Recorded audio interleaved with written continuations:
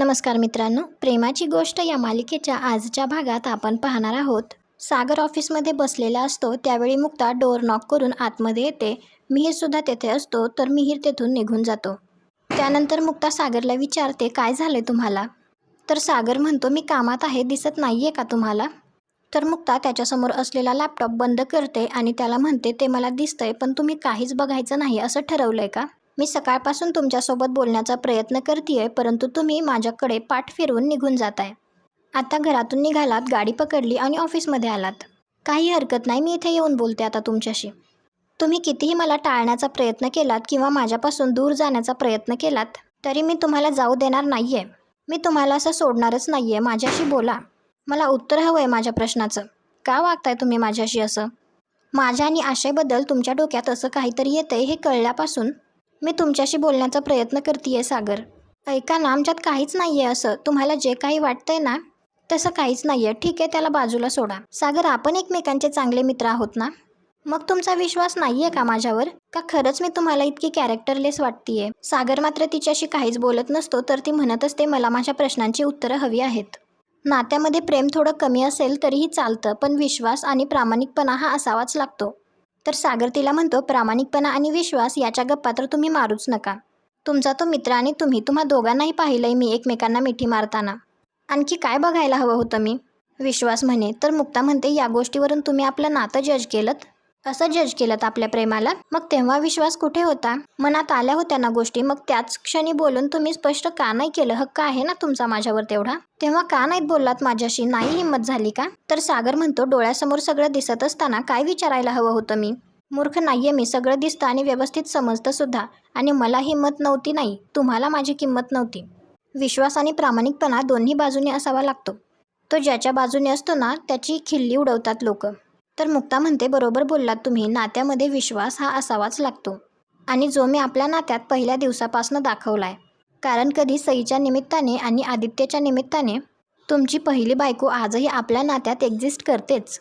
जेव्हा जेव्हा मुलांसाठी मला तिच्याजवळ तुम्हाला पाठवावं लागलं ना तेव्हा मी कधीच तुमच्यावर अविश्वास नाही दाखवला. कारण माझा तुमच्यावर पूर्ण विश्वास होता.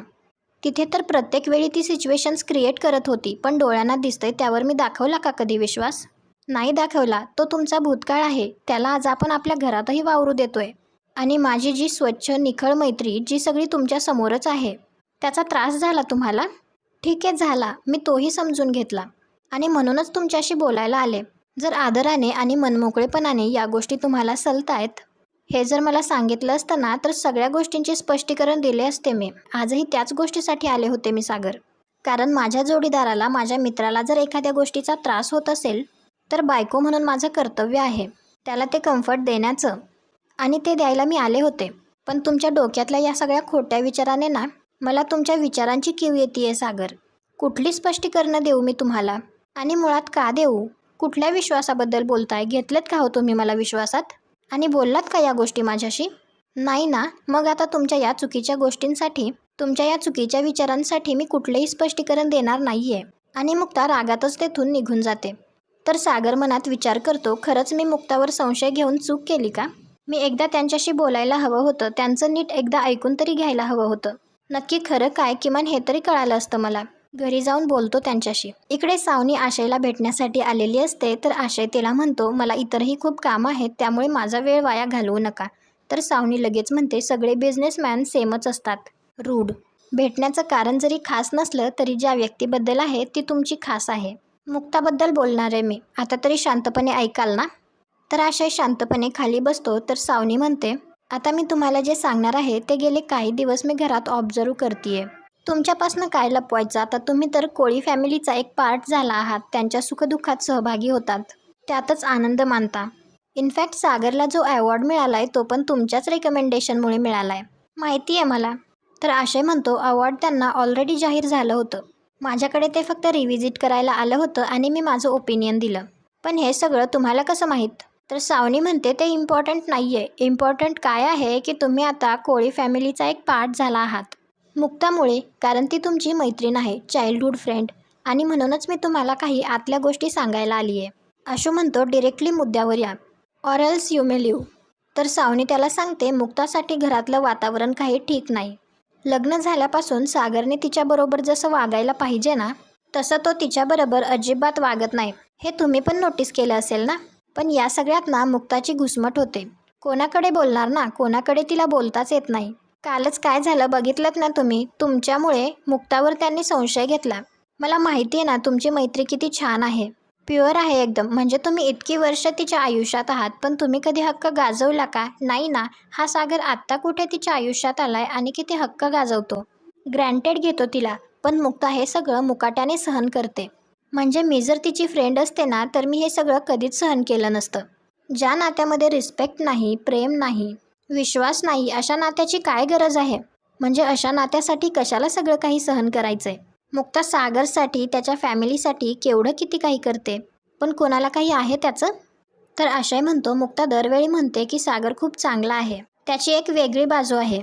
तर सावनी हसते आणि त्याला म्हणते, सागरची बाजू असं काही नाही आहे हं.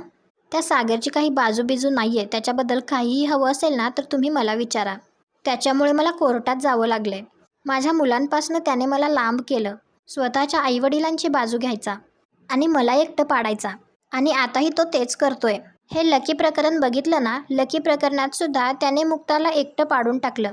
सागर माझ्याशी जसं वागत होता ना, तसंच तो मुक्ताशी वागतोय. नाही, माझं ठीक आहे, मी बोलायचे, पण मुक्ताचं काय? बिचारे मुक्ता आईवडिलांच्या लाजेखातर काही बोलत नाही.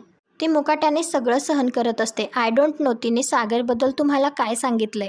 पण मी तुम्हाला एक सांगू, या सागरबरोबर ना कोणतीच बाई खुश नाही राहू शकत. अजूनही वेळ गेली नाहीये. तुम्ही मुक्ताचे फ्रेंड आहात, एकदा बोला ना तिच्याशी. मुक्तासमोर पूर्ण आयुष्य पडलंय, अजूनही यंग आहे ती. असा पार्टनर ती डिझर्व करत नाही. तुम्ही मुक्ताचे बेस्ट फ्रेंड आहात म्हणून तुम्हाला सांगतीये. एकदा बोला ना तिच्याशी. तिचं आयुष्य बर्बाद होण्यापेक्षा तिला या सगळ्यातून बाहेर काढा. हे सगळं ऐकून आता आशूला सुद्धा मुक्ताची खूप काळजी वाटायला लागते. मुक्ता घरी आलेली असते. तिला सागरच्या या अशा वागण्याचा खूप त्रास होत असतो. त्यावेळी मुक्ता मनात विचार करत असते, प्रत्येक गोष्टीला एक लिमिट असते. तोंड दिलंय म्हणून वाटेल ते बोलतायत सागर. आता काहीही झालं तरी मी त्यांच्याशी बोलायला जाणार नाही. ते माझ्याबद्दल असं कसं काय बोलू शकतात?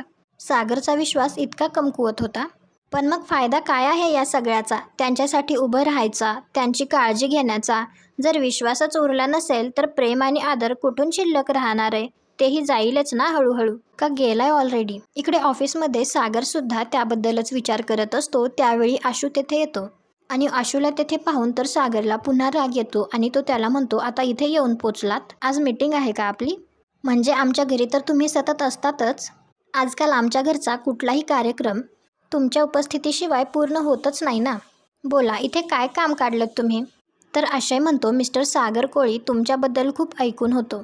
डिसिप्लिन, डेडलाईन्स पाळणारा, workaholic and a dedicated family man. तेव्हा हे ऐकून खूप छान वाटलं होतं की कोणीतरी आहे जे बिझनेस आणि फॅमिली लाईफ बॅलन्स करू शकतो. तेव्हा मुक्ताकडून कळालं की सागर आणि तिचा द सागर कोळी हे एकच आहेत. तिच्याकडून पण तुमच्याबद्दल खूप काही चांगलं ऐकलं, तुमच्या स्वभावाबद्दल. But I am sorry to say, मला वाटलं नव्हतं तुम्ही मनाने इतके पोकळ आणि हलक्या कानाचे असाल. ॲक्च्युली तुमचं नाही, मुक्ताचंच नशीब वाईट आहे की तिच्या नशिबात तुमच्यासारखा नवरा आला. हे ऐकून सागरला जरा राग येतो आणि तो म्हणतो, मिस्टर आशय, बिझनेस एथिक्समुळेच मी तुमच्याशी नीट बोलतोय. सो तुम्ही सुद्धा तोंड सांभाळून बोला. तर आशय म्हणतो, मला सांगण्यापेक्षा हा सल्ला तुम्ही स्वतःला दिला पाहिजे असं नाही वाटत तुम्हाला? मुक्ताशी बोलताना पण तुम्ही तुमचं तोंड आणि मेंदू सांभाळून बोलावं असं नाही वाटत तुम्हाला? तुम्हाला काय वाटतं, तुम्ही तुमच्या घरी मुक्तासोबत कसे वागता हे मला नाही माहिती? तिने तुमच्यासाठी काय नाही केलं आणि तुम्ही काय करताय? तुम्ही तिच्यावरच संशय घेताय, तिलाच त्रास देताय. तर सागर म्हणतो, हे सगळं तुम्हाला मुक्ताने सांगितलं? तर आशय म्हणतो, कोणी सांगितलंय त्यापेक्षा काय सांगितलंय ते जास्त महत्त्वाचं नाही आहे का मिस्टर सागर कोळी? मुक्तासारखी मुलगी तुम्हाला अख्ख्या जगात शोधून सुद्धा सापडणार नाही. इतकी चांगली आहे मुक्ता.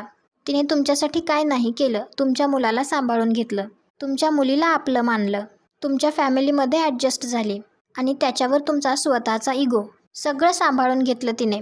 आणि तुम्ही काय केलं तिच्यासाठी? तुम्ही तिच्यावरच संशय घेताय. तुम्हाला काय वाटतं मिस्टर सागर, तिला काही गरज आहे का हे सगळं करण्याची? तिला अजिबात गरज नाही आहे. तिने जर आज डिसाईड केलं तर तुमच्यापेक्षाही चांगल्या मुलांची लाईन लागेल तिच्यासाठी. मुक्ता गोखले आहे ती आणि तुम्हाला ती अजून कळलीच नाही. ती इतकं करते तुमच्यासाठी, तुम्हाला नाही वाटत तुम्ही सुद्धा तिच्यासाठी काहीतरी केलं पाहिजे? ॲटलिस्ट तिला खुश ठेवलं पाहिजे. मी पण काय बोलतोय? मुक्ता तुमच्यासोबत खुश कशी राहील? तुमचा रेकॉर्ड बघता तुमच्यासोबत कोणतीच मुलगी खुश नाही राहू शकत. ना मुक्ता ना सावनी. हे ऐकून तर सागरला खूप जास्त राग येतो आणि तो आशयच्या गच्चीला धरून त्याला म्हणतो आत्ताच्या आत्ता निघायचं. तर आशय म्हणतो मला धक्का मारण्यापेक्षा तो धक्का स्वतःला मारा. जागा हो मिस्टर सागर कोळी. आणि आशय तेथून निघून जातो. त्यावेळी सागर मनात म्हणत असतो आशयला आपल्या दोघांमध्ये आणून तुम्ही खूप मोठी चूक केली आहे मुक्ता. आपल्या नात्याशी त्याचा काहीही संबंध नसताना तो मध्ये पडला. ठीक आहे, आता इथून पुढे तुम्ही त्याच्याशीच बोला. मी तुमच्याशी बोलणार नाही. त्यानंतर इकडे संध्याकाळी मुक्ता सईला भरवत तिला गोष्ट सांगत असते. त्यावेळी सागर तेथे येतो आणि त्या दोघींना एकत्र पाहून तो सईजवळ येतो आणि मुक्ताच्या हातातील ताट त्याच्या हातात घेतो आणि सईला म्हणतो तुला तुझ्या हाताने खाता येत नाही का? प्रत्येक वेळेस तुला कोणीतरी भरवायलाच हवं आहे का? तर सई म्हणते मुक्ताईने भरवल्याशिवाय मला जेवणच जात नाही. तर सागर म्हणतो तसं काहीही नसतं. उद्या जर त्याच नसल्या तर तू जेवणार नाही आहेस का? तर सई मुक्ताला विचारते तू कुठे जाणार आहेस का? तर मुक्ता मनात विचार करते माझ्यावर अजूनही तुमचं प्रेम आहे सागर, म्हणून तुम्हाला 100% माझा तिरस्कारही करता येत नाही. आणि मुक्ता सागरच्या हातातील ताट घेऊन सईला म्हणते मुक्ताई तिच्या सईमाऊला सोडून कुठेही जाणार नाही आहे. कारण माझी आणि सईमाऊची टीम आहे. त्यामुळे आपल्याला कोणीच लांब करू शकणार नाही आहे. पण आता हा पप्पा जर पूर्वीसारखा चिडचिड करायला लागला ना तर आपण दोघे मिळून पप्पालाच घराच्या बाहेर काढूया. तर सई सागरला म्हणते ऐकलेस ना पप्पा मुक्ताई काय म्हणाली ते? तर सागर तेथून जातो. तर मुक्ता मनात विचार करते तुमचा प्रत्येक टोमणा, रागाने दिलेला प्रत्येक लुक आणि तुमचे कडवट विचार सगळं झेलेन मी सागर. तुमचं वागणं आणि तुमचे विचार पण बदलवेन मी. आणि आजचा भाग इथेच संपतो. पुढील भागात आपल्याला पाहायला मिळणार आहे सागर मुक्ताला म्हणत असतो आत्ताच्या आत्ता माझ्या नजरेसमोरून दूर व्हा, मला तुमचं तोंडही बघायचं नाहीये, निघा. तेवढ्यात सई तेथे येते आणि ती विचारते काय झालंय तुम्हाला? तर मुक्ता बॅग भरतच म्हणते पुढचे काही दिवस आपण आजीकडे राहायला जाऊया. आणि मुक्ता तेथून निघून जाते. त्यानंतर सागर मिहिरला म्हणत असतो माझं मुक्तावर किती प्रेम आहे आणि किती नाही याची परीक्षा हा 1.5 शहाणा घेणार आहे का? इकडे मुक्ता तिच्या आईला म्हणत असते मुळात पुरुषांनी परीक्षा घ्यायचीच का? तर तिची आई मुक्ताला म्हणत असते तू सागररावांना आत्ताच्या वागण्यावरून जज करतीयस. पण एक लक्षात ठेव तुझा भूतकाळ आणि सागररावांचा भूतकाळ वेगवेगळा आहे. तुला कळतंय मी काय म्हणतीये ते? तुम्हाला हा भाग आवडला असेल तर व्हिडिओला लाईक करा. पुढे काय होईल हे पाहण्यासाठी आपल्या मराठी मालिका चॅनलला सबस्क्राईब करा. भेटू उद्याच्या भागात.